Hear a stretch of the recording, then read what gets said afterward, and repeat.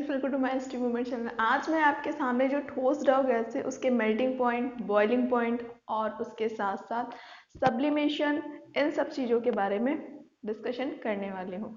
हो सकेगा तो आज मैं इस चैप्टर को ख़त्म करने की पूरी कोशिश करूँगी, फिर आपको इसके रिलेटेड क्वेश्चन करवाऊँगी ताकि आपको खुद समझ आए कि इस चैप्टर में जितना भी आप सब ने पढ़ा क्या वो क्वेश्चंस आपसे बन रहे हैं या नहीं बन रहे हैं। ये भी तो प्रूफ होना चाहिए ना भाई। तो चलिए स्टार्ट करते हैं। और उसके साथ साथ अगर भाई चैनल पर नए हैं तो सब्सक्राइब करो और वीडियो अच्छा लगा करे तो लाइक भी करा करो, ठीक है, और अपने फ्रेंड के साथ शेयर भी करा करो। चलिए तो स्टार्ट करते हैं। फर्स्ट लिखा है मतलब ठोस, द्रव और गैस ये किस अवस्था में कैसे चेंज होते हैं इसके बारे में बात करेंगे। ठोस को जब आप गलाओगे यानी बर्फ को आप लो, आइस को लो और उसे बाहर निकाल के रख दो तो वो धीरे से द्रव में चेंज हो जाता है, तो उसे आप बोलोगे गलन यानी गलाना, उसको मेल्ट करना।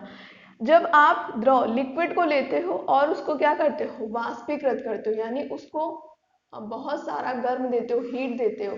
तो जब हीट देने के बाद एक टाइम ऐसा आता है कि वो वाष्पीकृत होने लगता है यानी 100 डिग्री सेल्सियस के बाद वो वाष्पीकृत होने लगता है। तो जब वो वाष्पीकृत होगा, ठीक है, इवेपोरेशन होगा उसका, तो वो किस में चेंज हो जाएगा, गैस में।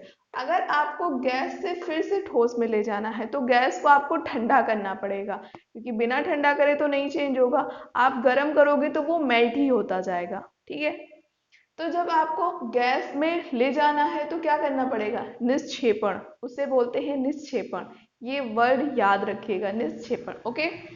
फिर अगर आपको द्रव से ठोस बनाना है यानी लिक्विड जो है उसे ठोस बनाना है तो हिमन करना पड़ेगा। हिमन यानी कि फ्रीज करना पड़ेगा। फ्रीज से मतलब क्या है, जैसे आप वाटर को लेते हो और उसे फ्रीजर में लगाते हो बर्फ जमाने के लिए, तो क्या करते हो, उसको फ्रीज ही तो करते हो, बहुत सारी ठंडक ही तो देते हो, उसको बोलते हैं हिमन, ओके। अगर आपको गैस से ले जाना है द्रव में, आपने कोई भी चीज गैस में है, अगर आपको उसको लिक्विड बनाना है तो उसके लिए वर्ड यूज होगा संघनन, यानी संघनन करना पड़ेगा, गैस को ठंडा करना पड़ेगा, ठीक है।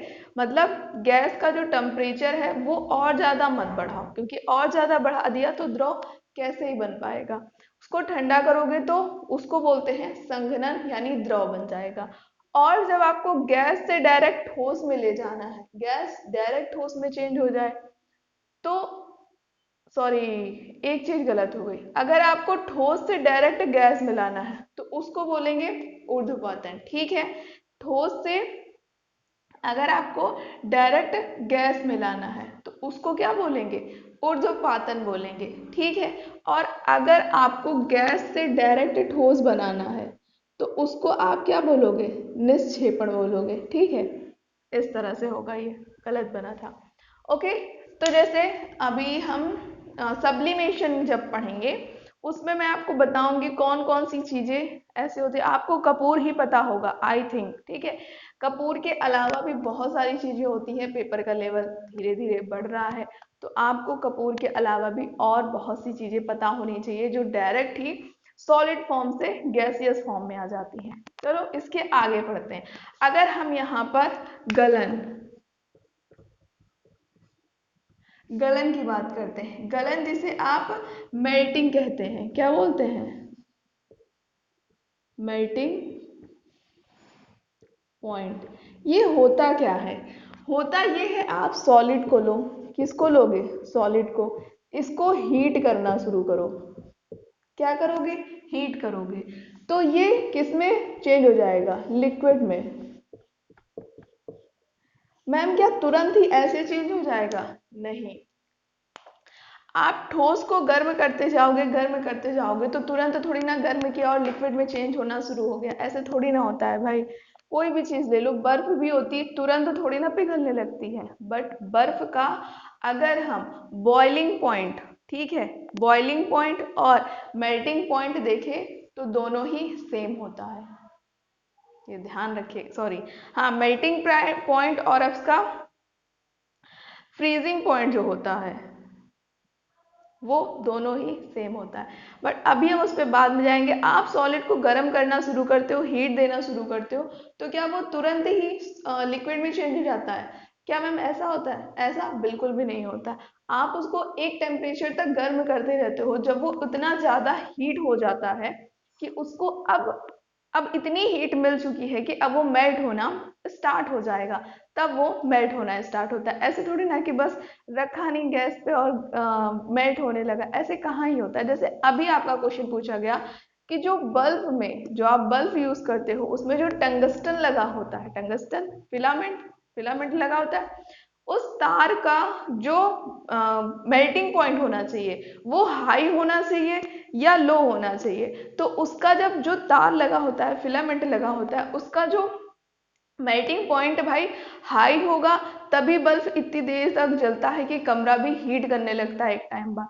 तो अगर कम होगा, मतलब उसका मेल्टिंग पॉइंट लो होगा, तो भाई तार तो तुरंत जल जाएगा, जल जाएगा ना। ओके मैम, तो मतलब इसका जो मेल्टिंग पॉइंट होगा वो हाई होना चाहिए। It's right answer. लेकिन मैम यहाँ पर आप बताइए, सॉलिड को आप लिक्विड में चेंज कर रहे हो, तो मैंने बोला कि एक टाइम तक उसको हीट हीट देनी पड़ेगी, हीट हीट देनी पड़ेगी। कि मैम क्या मतलब है? मतलब उसको पिघलाने के लिए एक ऐसी हीट, एक ऐसा तापमान आएगा जिस तापमान पे वो फिर मेल्ट होने लगेगा। मैम इसका एक चीज हमें नहीं समझ आ रहा है कि क्या मैम इसके लिए हमें प्रेशर को भी जरूरत पड़ेगी? प्रेशर की ऑब्वियस सी बात है जरूरत पड़ेगी, लेकिन अगर पूछा जाए कि जो ठोस होता है वो पिघलने लगता है, लिक्विड में बदलने के लिए पिघलने लगता है, और जो ठोस सॉलिड जब पिघलेगा तो इसका जो वॉल्यूम होगा, आयतन होगा, वो बढ़ने भी लगेगा। हाँ मैम वो तो है ही है। आप कोई भी लोहे का टुकड़ा लो फिर उसको पिघलाओ तो बढ़ेगा ही उसका वॉल्यूम। हाँ मैम आयतन तो बढ़ने लगता है। जब इसका आयतन बढ़ेगा तो इसका गलनांक यानी मेल्टिंग पॉइंट भी बढ़ेगा। ठीक है, ध्यान रह जाएगा आपको। ठीक है, क्या मैंने बोला? जब सॉलिड क्या होगा, मेल्ट होगा, यानी गलनांक, गलन होगा इसका, और जब ये मेल्ट हो जाएगा, मतलब ये मान लो मेल्ट हो गया, तो इसका जो गलनांक होगा यानी मेल्टिंग पॉइंट होगा वो क्या होगा, बढ़ेगा। क्या मैम सब में ऐसा होता है? सब में ऐसा नहीं होता है। कुछ जो सॉलिड होते हैं वो जब वो जब पिघल जाते हैं, मेल्ट हो जाते हैं, तो क्या होता है उनमें, तो उनको वो क्या करते हैं, कॉन्ट्रैक्ट करते हैं, संकुचित करते हैं। कुछ सॉलिड जो होते हैं पिघलने के बाद संकुचित करते हैं, जैसे कि इसमें भाग हम बोल देते हैं बर्फ को संकुचित करते हैं, तो उसका जो गलनांक होगा वो भाई नहीं बढ़ता, उसका गलनांक घटता है। ठीक है, क्या मैंने बोला? जैसे कि बर्फ को ले लें तो इसका जो गलनांक होता है यानी मेल्टिंग पॉइंट होता है वो क्या होता है, घटता है। ध्यान रखिएगा, इसका कितने डिग्री सेल्सियस होता है, इसका मेल्टिंग पॉइंट तो 0 डिग्री सेल्सियस होता है सेल्सियस में, केल्विन में 273 केल्विन होता है। याद रह जाएगा, कोई दिक्कत? अब मैं पूरी थ्योरी यहाँ पर लिखूंगी तो भाई बहुत लंबा हो जाएगा। अगर मैं आपको बता रही हूँ एक एक चीज, जो जो इम्पोर्टेंट चीजें हैं जो आपके पेपर के पॉइंट ऑफ व्यू से इम्पोर्टेंट है, अगर कोई 9th 10th का बच्चा पढ़ रहा है तो उसको मैम मुझे तो लिखना पड़ेगा, मैं क्या करूंगा? भाई आपको लिखना पड़ेगा, तो अगर आप इतने भी पॉइंट उसमें लिखोगे ना तो भी आपको मार्क्स मिलेंगे। तो इम्पोर्टेंट इम्पोर्टेंट पॉइंट्स मैं आपको बता रही हूँ, अगर पूरी थ्योरी में नहीं लिखूंगी ना यहाँ पर। और भाई स्मार्ट बोर्ड तो है नहीं जो मैंने स्लाइड लगा दी और आपने देख ली। अब हम नेक्स्ट पॉइंट पे, फ्रीजिंग पॉइंट, ह्यूमन पे आते हैं। मतलब सॉलिड से लिक्विड कैसे चेंज होगा, क्या क्या चेंजमेंट आएंगे, किसका मेल्टिंग पॉइंट क्या होगा, इन सब के बारे में बात कर ली। अब हम ह्यूमन पे आ जाते हैं, यानी कि फ्रीजिंग पॉइंट। ह्यूमन किसे बोलते हैं?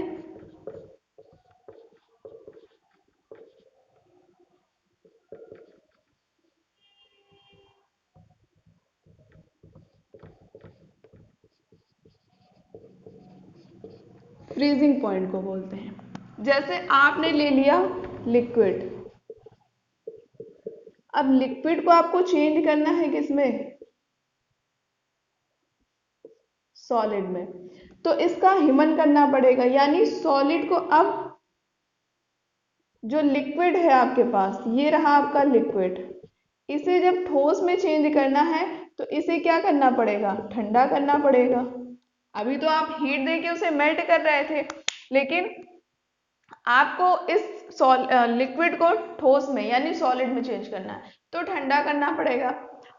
आप ग्लास में पानी लेते हो या किसी भी ट्रे में पानी लेकर के, वाटर लेकर के फ्रीजर में लगाते हो तो उसे क्या करते हो, हिमन करते हो, उसका फ्रीज करते हो, ठीक है, फ्रीजर में लगाते हो ताकि वो जम जाए। तो क्या मैम इसका भी कुछ सेल्सियस और में फर्क पड़ता है? अभी जैसे मैंने आपको बताया कि बर्फ को ही लेते हैं, बर्फ का जो हिमांक यानी फ्रीजिंग पॉइंट होता है और जो मेल्टिंग पॉइंट होता है, क्या मैं बोल रही हूँ, मेल्टिंग पॉइंट और फ्रीजिंग पॉइंट किसका, आइस का, दोनों का ही मेल्टिंग और फ्रीजिंग पॉइंट दोनों ही 0 डिग्री सेल्सियस होता है। इट्स अ पॉइंट नोटेड, ठीक है। मेल्टिंग पॉइंट और फ्रीजिंग पॉइंट किस चीज का हमेशा सेम होता है, तो वो दे देगा पानी का, बर्फ का, ऑयल का, या फिर कुछ भी दे दिया, ठीक है। तो उसमें आपको टिक मार करना है आइस का, बर्फ का, ठीक है। ये पॉइंट नोट करिएगा, इतनी चीज समझ आई। अब हम नेक्स्ट पे पहुंचते हैं, जो आपका आ जाता है बॉइलिंग पॉइंट।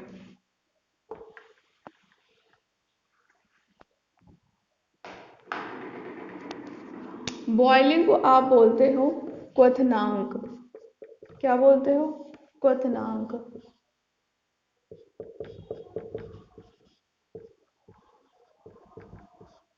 मैम ये कैसा होता है, बॉइलिंग पॉइंट मतलब आप किसी चीज को बॉईल करोगे तो वो क्या होगा, पानी लेते हो, पॉट में रखा, हीट दे रहे हो उसको, परमानेंट हीट, लेकिन एक तो ऐसा टाइम आएगा ना कि वो बॉईल होने लगेगा, और जब बॉईल होने लगेगा तो वो वाष्पीकृत होने लगेगा। सब कुछ छोड़ो, आप ठंड में कभी ना कभी तो आप गैस में बर्तन रख के पानी को गर्म किया होगा, बाय द वे आप भूल जाते हो, ठीक है। जब भूल जाते हो तो उस बर्तन में जिसमें आपने पूरा फिल करके रखा था, उस बर्तन को देखोगे जा करके तो कुछ ना कुछ पानी उसका लेवल कम हो चुका होता है, अगर लेट से बंद कर रहे हो, ठीक है। अगर आप वहीं खड़े हो, गर्म हो गया, आपने बंद कर दिया, तो हो सकता है कि बस गर्म हुआ, आपको गर्म ही चाहिए था, आपने बंद कर दिया, तो लेवल उतना चेंज नहीं होगा, हल्का फुल्का भले ही चेंजमेंट है, ज्यादा कुछ नहीं आएगा। लेकिन आप एक टाइम बाद, एक ऐसा टाइम आ जाता है जिस टाइम बंद करना था, आपने बंद नहीं किया, तो वो पानी वाष्पीकृत होने लगता है, उड़ने लगता है, पानी का लेवल कम हो जाएगा, चारों तरफ आपको वाइट वाइट थोड़ा सा दिखाई देगा, वो पानी वाष्पीकृत हुआ है ना, वो सारी चीजें उसमें दिखाई देती हैं। तो क्या हो जाता है, पानी वाष्पीकृत हो जाता है, और जो आपका लिक्विड है वो किस में चेंज हो जाता है, गैस में चेंज होना शुरू हो जाता है। जब वाष्पीकृत होगा तो यानी वो गैस ही तो बन रही है, और फिर वो गैस में जो क्या नाम है, वाष्पीकृत होना शुरू हो जाता है।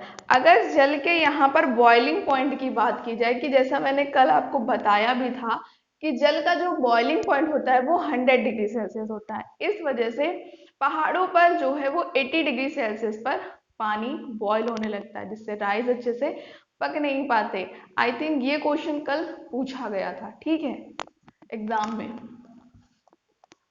तो अगर पूछा जाए वाटर का बॉइलिंग पॉइंट,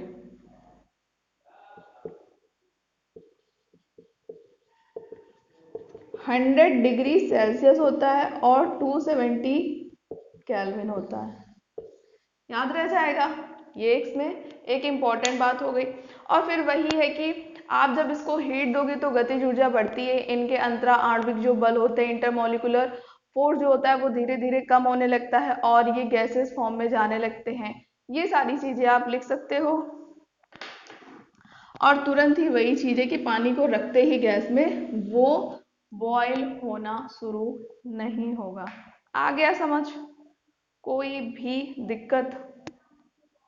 आई होप कोई दिक्कत नहीं होगी। तो अब हम आ जाते हैं अपने ऊर्ध्वपातन पर, जैसा कि ये लिखा है।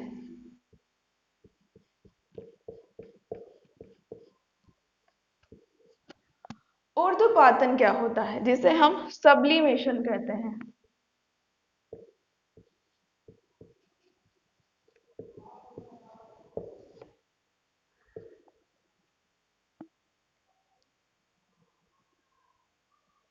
ठीक है, ये क्या होता है मैम? ये होता है कि आपका जो भी चीज है सॉलिड, सॉलिड की कोई भी चीज डायरेक्ट ही गैसियस फॉर्म में आ गई, मतलब लिक्विड वाली स्थिति जो थी वो आ ही नहीं। ठीक है, क्या मैंने बोली? लिक्विड वाली स्थिति, लिक्विड वाली जो प्रोसेस था वो नहीं आया, वो डायरेक्ट ही चेंज हो गया सॉलिड हमारा गैस में।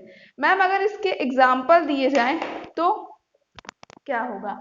इसके एग्जाम्पल मैं आपको बता देती हूँ। एक तो आप देखते हो कपूर, और मैम और क्या हो सकता है? कपूर हो गया आपका ammonium chloride, ammonium chloride. Ma'am और भी कुछ होता है? हाँ बेटा, और भी बहुत सारी चीजें होती है। ठीक है, आपका होता है ठोस, सॉलिड, आयोडीन। अमोनियम क्लोराइड को आप नौसादर भी बोलते हो। और भी कोई चीज होती है? बिल्कुल बेटा, और भी चीज होती है। और क्या होता है? नेफ्थलीन। नेफ्थलीन भी एक ऐसी चीज है जो डायरेक्ट ही सॉलिड से लिक्विड में चेंज हो जाती है। और क्या होता है? एक आपका आता है एंथ्रासीन।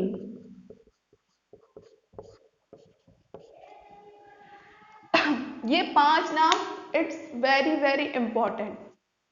ये 5 नाम आपको याद होने चाहिए। पहला कपूर, जो कि कॉमन है, ये सबको पता होता है। दूसरा अमोनियम क्लोराइड, जिसे आप नौसादर कहते हो। सॉलिड I2, और फिर नेफ्थलीन, फिर उसके बाद आ जाता है एंथ्रासीन। इन 5 नामों को आपको याद करके रखना है। मैम इसमें होता क्या है? आप जब इसको हीट करते हो, क्या करते हो? हीट करते हो, तब तो ये गैसियस फॉर्म में चेंज हो जाता है। और जब इसी को आप ठंडा करोगे, क्या करोगे? कोल्ड यानी ठंडा करोगे, तब ये सॉलिड फॉर्म में चेंज हो जाता है। ऐसा कोई गैस का एग्जांपल दो कि जो गैस को डायरेक्ट ही हमने ठंडा करना शुरू किया और वो उसकी लिक्विड की तो स्थिति ही नहीं आई, लिक्विड वाली जो प्रोसेस थी वो आई नहीं और डायरेक्ट सॉलिड में चेंज हो गया। इसका कोई भी एग्जांपल हो, आपको कमेंट सेक्शन में दे के बताना है, और अगर नहीं आया तो फिर सही नहीं हुआ तो मैं बताऊंगी। ओके, तो ये होता है ऊर्ध्वपातन, यानी आपका होता है सब्लिमेशन। अगर सब्लिमेशन का उल्टा देखा जाए, जिसे आप निक्षेपण कह रहे हो, क्या मैंने बोला? सब्लिमेशन का उल्टा, ऊर्ध्वपातन का उल्टा क्या कहलाएगा? निक्षेपण। क्या कहलाएगा? निक्षेपण, जिसे आप बोल सकते हो डिसब्लिमेशन।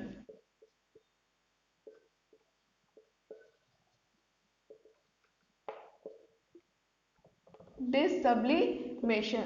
ठीक है मैम, ये कैसे होता है? सेम वही, जो कूल कर दो, जो सॉलिड था उसे आप गैस में चेंज कर रहे थे, गैस को सॉलिड में चेंज करने के लिए आप इसको क्या करोगे? ठंडा करोगे, कूलिंग करोगे, ठंडक दोगे, तो वो डायरेक्ट चेंज हो जाएगा आपका सॉलिड में। कोई भी चीज ले लो बेटा आप,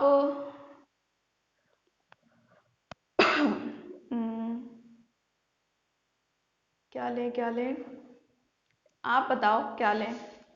थोड़ी मेहनत आप भी तो करो, सारी मेहनत हम ही करें। अब आ जाते हैं वाष्पीकरण यानी इवेपोरेशन। इवेपोरेशन क्या होता है?